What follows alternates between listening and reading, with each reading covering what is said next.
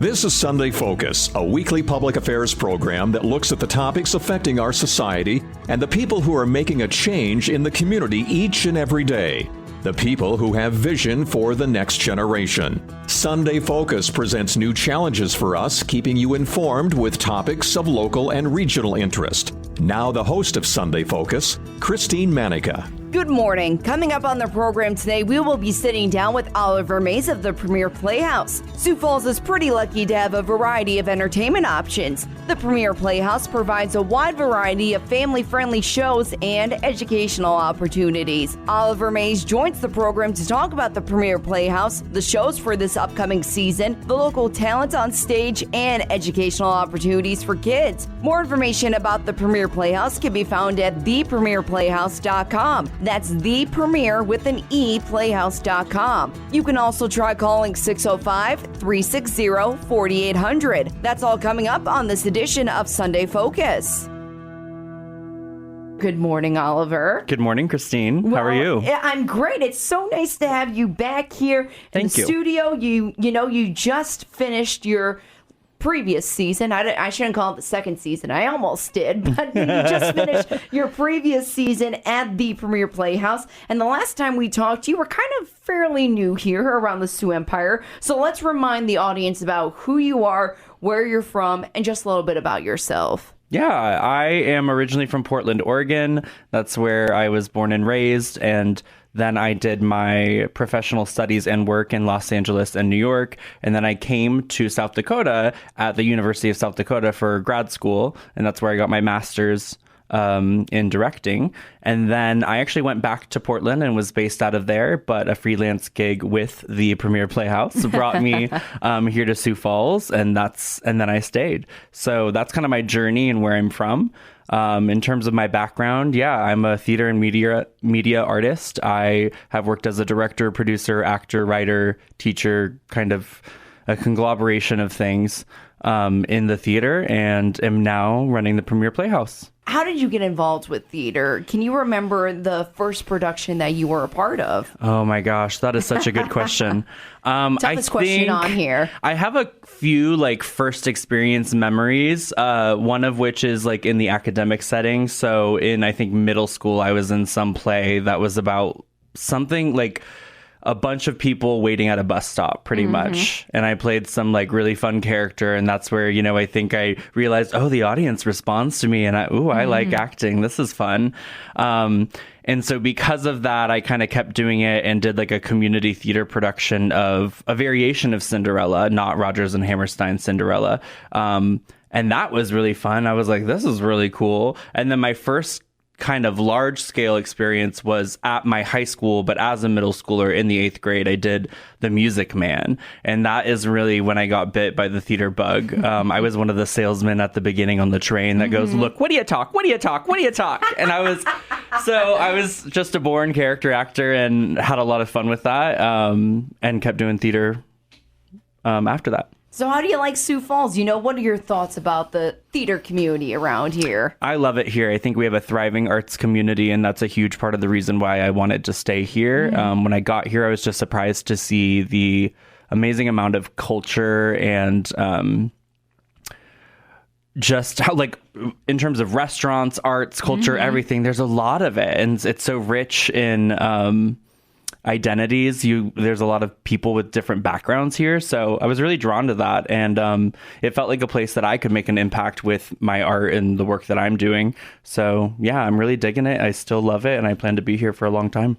So you, like I mentioned, had a great season this past year at the Premiere Playhouse. But before we talk about this past season, I think I owe you a congratulations. You were nominated for a local award. So oh my gosh, thank you. Now, I want to hear all about it. So what were you nominated for, and what is the organization that is doing these awards? Yeah, so the Sioux Falls Arts Council hosts a biannual awards in the arts ceremony, and this year was called Creativity in the Arts. And so it's just an amazing ceremony where they honor different categories of individuals in the arts and different organizations that are moving the arts forward in our city. And so I was nominated in the category of individual excellence in the arts, which was really exciting and cool to be alongside so many people that have made a huge impact in our community for a long time, 10, 20, 30 years. So I'm just barely scratching the surface and was really honored to be a part of that. So what does that nomination mean to you? It means a lot because that's kind of my life's mission is to make positive cultural impact in the arts and kind of help educate young artists and bring them to their fullest potential, and also put artists in a room together and show them the tools to collaborate with each other effectively and things of that sort. So, and that's kind of all encompassing what the award and the honor is. It's about impacting other artists and kind of creating growth for the Sioux Falls arts community. So it was kind of like amazing to be acknowledged in that way, again, alongside such incredible other people who have made more impact here than I have. And so I'm looking forward to kind of reaching that potential as well. Yeah, let's talk about those other people that were nominated. You have worked with them as actors, actresses, crew members. How does that make you feel as a director to see them getting nominated? Are you proud of them? Oh, I'm super proud of them. That's kind of the cool thing about an awards ceremony or an arts event in Sioux Falls is you go and it's the same crowd of people, not that we're not making it accessible to other people, just that everyone really gets involved with all the different organizations at a different capacity. So to see the MC cheering on all these different organizations as these nominations are coming up was really exciting. And to have like someone like Dave Hawley, who won the honor of individual excellence in the arts, I've worked with him at the Playhouse. And so again, to kind of firsthand experience the impact that he's making in our community and then to see him be honored for it was pretty incredible. Yeah, and you know, your time is going to come when you win it. I know it. No, I'm not. Just scratching the surface like you said. I am ready. I am not discouraged at all. When you think about that nomination and all the shows you've been a part of to get to that point, can you remember your first or your favorite production? You talked about The Music Man already when you kind of got that theater bug, but what was kind of your favorite production that you put together? Ooh, that's a really good question. I might answer this twofold as well, where one of my favorite productions that I did in college was The Secret Garden, which is a beautiful musical that I would love for us to produce one day here in Sioux Falls. And the Playhouse has in the past, so I would like for us to again. But it's a really beautiful story with really beautiful music, and the production value is really high. And I learned a lot about just standards while building community in a production through my education, but also that production specifically. And then in my like professional work, I had a lot of positive experiences. One of which was being in American Idiot because it uses Green Day's music, and I'm a total like rock star wannabe. Like Green Day head or whatever they call I'm a Green fans. Day head, and I just like if I could be the front man of a band, that would be a dream come true, but I work in arts administration instead. So, but anyway, that is like what my niche was kind of as a performer, was performing rock music in combination with like character roles and some ingenue roles, etc. So loved American Idiot. Also loved, just have to make a shout out to Hair. That was like the first show that I booked when I moved to New York. And so that was a really special experience because I had a lot of learning to do very quickly, but I also like met such an amazing like community of people all from different backgrounds that were coming together to tell the story. And now I get to direct it at the Playhouse this season. So it'll be a full circle for me. I did not know that you were such like a punk rock / rock type of guy. Oh yeah, that is like, I need to show you old photos of me. My hair has been like every color under the sun. Yep. Have you done like the whole, I don't know, neon orange, the lime green? Yeah, I did the lime green, predominantly like turquoise, red, black. I had cheetah print at one point, but that was for a show. Did you go the Dennis Rodman brows? Yes. You did! At some point, yes. Oh my gosh. So that, and then obviously, I have a lot of piercings. I have tattoos. I grew up listening to different varieties of rock music, and then that kind of has influenced my work in theater, actually. So that's in New York and in other like areas have done a lot of concert and cabaret work. So building theatrical productions that are actually based around commercial music, predominantly in the rock music realm. And then also just as a performer, performed predominantly in rock musicals. And then as a director, if you haven't noticed a trend with like Cabaret and Grease and now Hair, I direct a lot of rock musicals or musicals that are driven through music performance. I'm asking you to consider Rock of Ages for a show. You don't have to ask me to consider that. I will put that at the top of my list. I saw that show on Broadway like 3 times. It was electric. Such like an incredible experience. Love it. And I'm looking forward, not this season coming up for the Premiere Playhouse, but future seasons. Yes, yeah. If you are just listening, Oliver Mays, he is the managing artistic director at the Premiere Playhouse. Now, for anyone who isn't familiar, Oliver, with the Premiere Playhouse, what can you tell us about this company? We are a professionally staffed, community-based nonprofit theater organization with primary focuses of producing quality live entertainment for the Sioux Falls community, as well as educational opportunities in the realm of theater, all at accessible or free pricing. So we produce main stage productions, we produce education programming that results in productions, and just class-based process work, and a lot of outreach events throughout the community as well. So we're really just a huge part of our goal is community, and so that's how you'll see us. Now, the Premiere Playhouse, it was under a different name previously. You went through that change recently. Just to remind folks what went through with that change to the vision for the Premiere Playhouse's future. Yeah, you betcha. So we are formerly known as the Sioux Empire Community Theater, better known as SECT, and we're now the Premiere Playhouse, better known as TPP. And the change really came from a rebranding. The organization has had, just like any other organization, has had a lot of highs and lows. And we were at a high at the point of rebranding. And so thought, why not start fresh with a new title and show people that we're serious about making positive change. And in tandem with that, also like paying homage to the original Playhouse name, because the original group that was inhabiting the Orpheum was the Sioux Falls Community Playhouse. So a lot of people refer to the Orpheum as, oh, I'm going to the Playhouse, or I was at the Playhouse. So we liked being able to return to the idea of saying we're the Playhouse.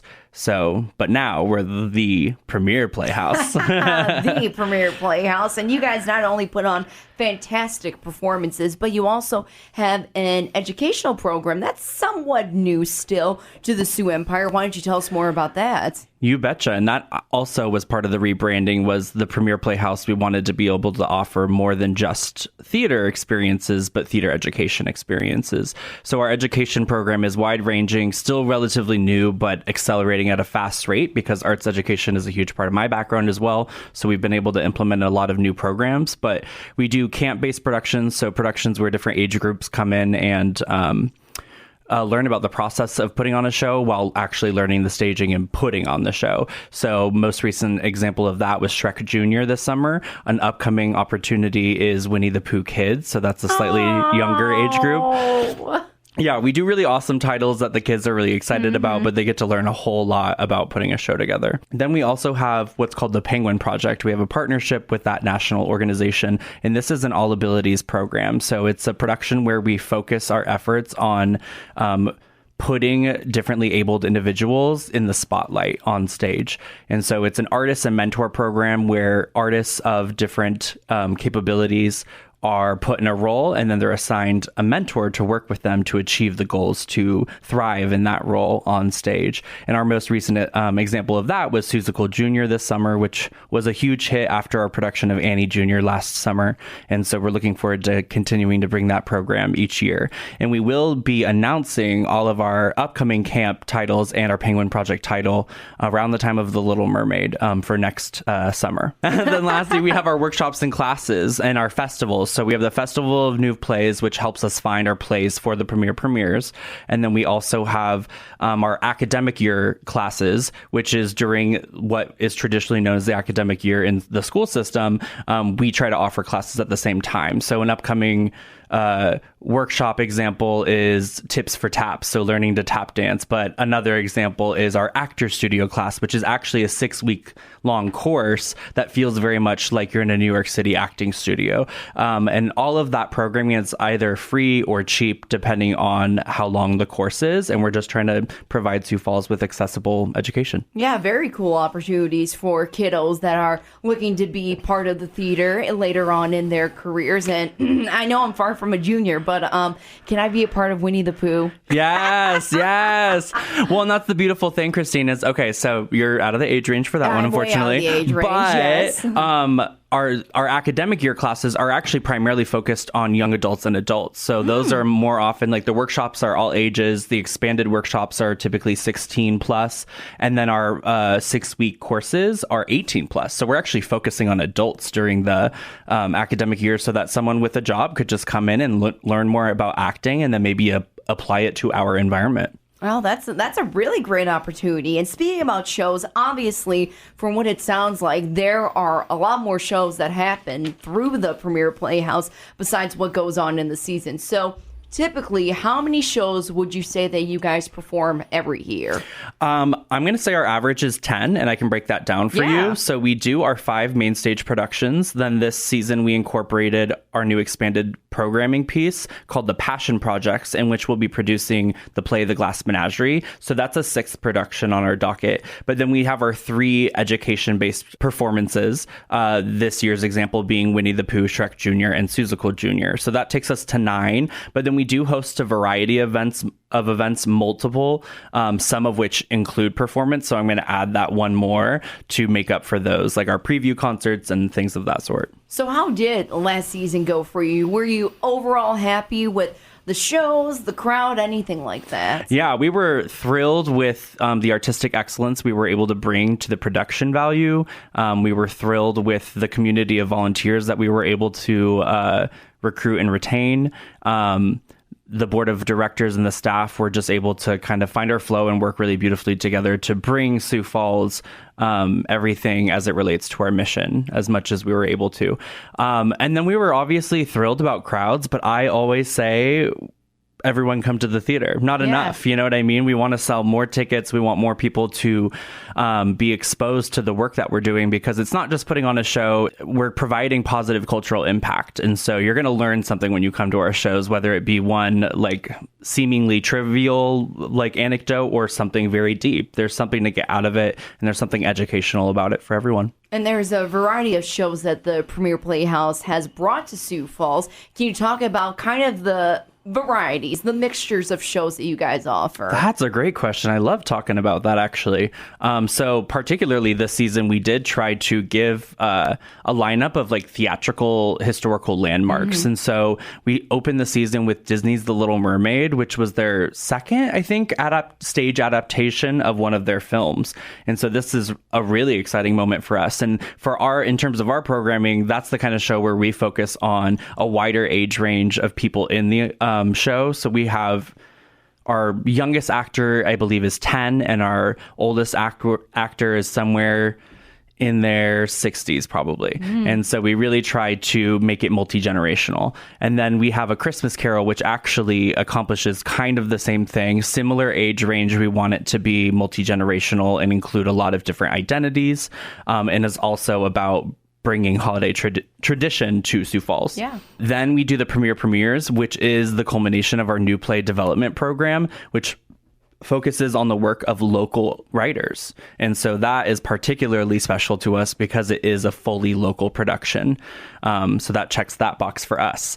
And then we don't necessarily have a Rodgers and Hammerstein slot, but last year we did Rodgers and Hammerstein Cinderella, or this year, last season. And then this season we'll be doing Oklahoma, which is really exciting. Oklahoma. And yeah, it's such a classic. It's a Rodgers and Hammerstein classic. So we're doing that. And that is for us, again, giving folks that theater classic that they're looking for. And then we close the season with Hair, which is a rock musical. And that's kind of my agenda, is to bring something that's a little bit visceral for audiences and is a little bit more modern and new. And what's particularly special about Hair is it was the very first actual rock musical, in terms of it being a book musical and having the music. You know, there were other musicals at the time that were achieving different things, but this one is like the first identifiable rock musical. And I have a bunch of research on all the impact it made at that time. And so I'm excited to bring that to 2023. And then I did forget about the Glass Menagerie, which is our new Passion Projects program. So very much smaller show. And that is another category that we're trying to fulfill in terms of our lineup, is something that's maybe more appropriate for smaller audiences or a smaller cast and is more experimental, allows us to go to a different space. And we'll actually be announcing the venue for that production specifically very soon. If you are just listening, Oliver Mays from the Premiere Playhouse is joining us right now. And you put on last year at the Premiere Playhouse a lot of my favorite shows. I tried to make Grease. I really did. But I went to see the Rodgers and Hammerstein Cinderella with a twist, as I like to call it. And you're right when you say we try to teach the audience something new every time. And watching Cinderella, because I love Rodgers and Hammerstein's version, in that way, it opened my eyes. I'm like, oh my gosh, I never thought about Cinderella in the 70s or how it would portray in today's era. Exactly. It kind of just gives additional context to the story that you're seeing. So I'm really glad that you got that experience out of Cinderella.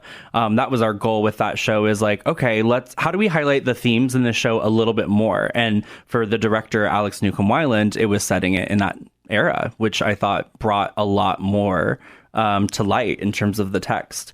And then sometimes we do things that are a little bit more traditional, and we try to honor that for our audiences as well. So we're not always going awry, but we are always trying to teach something. Now let's talk about this year's lineup again. You kind of hit on it a little bit just now, but let's just break down the shows that folks can expect to see at the Premiere Playhouse this upcoming season. First, we have The Little Mermaid in late September and early October. Then we have A Christmas Carol in mid to late December.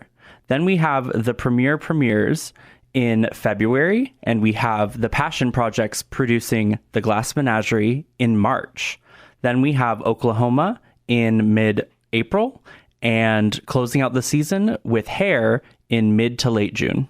That is going to be a great season at the Premiere Playhouse. Oklahoma, I think I last saw that production at the Chicago Symphony Orchestra, and it was phenomenal. I loved it. I loved every minute of it. And it's a musical that people are familiar with and something that they can get up and maybe dance and sing to as well. Yes, you're right. And I will give you the heads up that is going to be the one that we put a little extra twist on this time. Oh my gosh, give me a hint.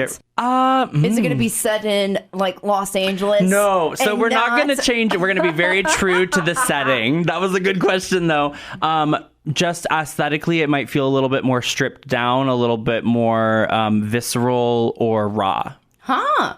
I'm interested. Well, I'm always interested, but I'm very interested. You got to come check it out. Oh, you know I will. You know I will. Is there a show that maybe some Sioux Falls residents have expressed interest in? Like maybe something that you guys can do? For me, I just told you, Rock of Ages. Any other shows that people have suggested to you? Oh, that's a great question. To be honest, I get a lot of suggestions all the time. And so now that you're asking me, I'm like, oh my gosh, what are ones that we get? A lot of ones that, you know, people are familiar with in some way or another. So people talk about 9 to 5 because the music of Dolly Parton, like, why not? That's amazing. People talk about doing shows that we've done in the past. You know, Mamma Mia was a hit. People loved that. So they want us to bring that back. I'm trying to think of what else. What about Hairspray? Has anyone thought about Hairspray? People talk about Hairspray all the time. Do they? Yeah. And I think I would like for us to do it someday soon, but I want us to be able to do it right. And so I know that we're not quite there in terms of being able to do it right, but we will be there soon. Jersey Boys? I'm just giving you ideas now. People have brought up Jersey Boys. You are bringing up all the ones that actually do get brought up. I'm just helping you out here. No, I love it. One step at a time. Wicked? I don't know if you could still do Wicked. We can't do Wicked. Still like those and restrictions. That's the big issue. People want us to do Legally Blonde. It's been really hard to get the rights for that. Sure. What's another show? Mean Girls? We have to do Mean Girls one day, but we can't do it yet. We can't get the rights. But they do have Mean Girls Teen Edition or High School Edition now. And so I'm like, come on, education program. Let's do it. Like High School Musical. There's one for the kids. Yeah, we've talked about that. High School Musical Junior. I'm just giving you ideas right now, Oliver. All right, Christine, we got to set up a meeting where you can consult me on all your recommendations. I be the consultant for the Premiere Playhouse? Yes, play selection consultant. Let's talk about more of that local talent. You had a lot of new faces throughout the shows this year, including, I believe there are a couple of new faces for Cinderella this year.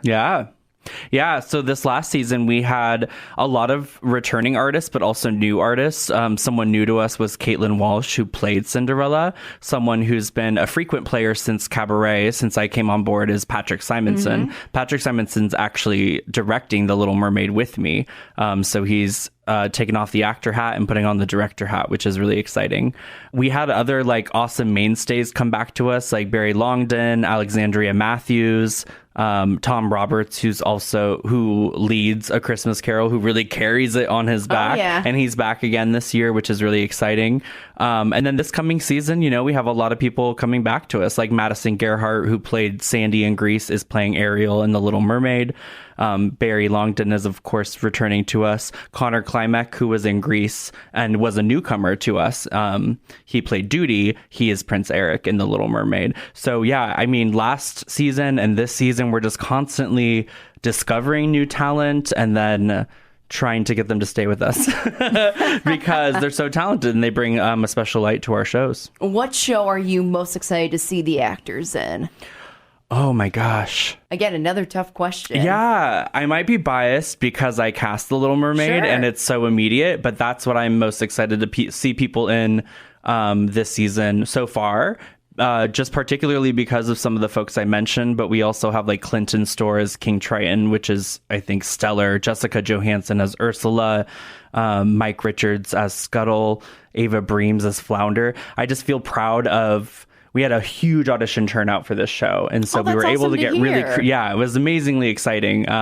But we also got to get really creative and make sure that we found the right individuals for it. So Patrick and I and the team worked really hard to be intentional about that. And we're kind of really excited for what people are going to see. We think it's going to be an awesome interpretation. Oh, that's awesome. If you were just listening, again, Oliver Mays with the Premiere Playhouse. He is the managing artistic director. And Oliver, obviously some shows are still a ways away. So if people want to get involved, maybe if there's an audition or maybe if they want to participate in the crew, what is a good phone number, website, anything to get them in contact with you to find out more information? That's a great question, Christine. So first off, our website is an amazing resource for knowing what's going on at the Premiere Playhouse because it's up to date. We have a community calendar on it that shows our internal operations in terms of auditions and events and performances and things of that sort. But we also try to keep our news section, which is on that tab at the top of our website. We try to keep that very up to date. So that's where you'll see casting news or event news or audition announcements, things of that sort. That's where all of that information is centralized, and then it takes you to the right links of where you're going to find the appropriate information and steps on our website. And if you have any questions, you can call our office at 605-360-4800 or email us at info@thepremiereplayhouse.com. And that's also our website, thepremiereplayhouse.com, and that's Premiere with an E at the end. All right, awesome. Once again, it is Oliver Mace with the Premiere Playhouse. Again, that phone number is 605-360-4800. The website, thepremiereplayhouse with an E.com. Thanks so much, Oliver, for joining us again today. Thank you, Christine. Happy to be here. When your child is struggling, especially in school, every aspect of your life is affected. Your job, friendships, marriage, family, and your personal life. Everything gets turned upside down. Parents have told us they're tired, drained, lifeless, and they live in a darkness every day. Learn what Breakthrough Counseling in Sioux Falls is doing to help kids 10 through 18 and their families. Once your child finds a counselor that they trust and can talk to about anything, school will get better, their attitude and behavior will change in a positive way, and life will get better for everyone in the family. I'm Krista Winter, the clinical director at Breakthrough Counseling in Sioux Falls. We help kids who are struggling and don't want to go to counseling. Breakthrough Counseling is able to offer more services than a traditional counseling center, so we can create an individual care plan that helps. Breakthrough Counseling works alongside schools and churches. You can learn more by going to breakthroughsfc.org or call us 605-275-2280. 605-275-2280. Sunday Focus is a public affairs program of Results Radio Town Square Media, Sioux Falls.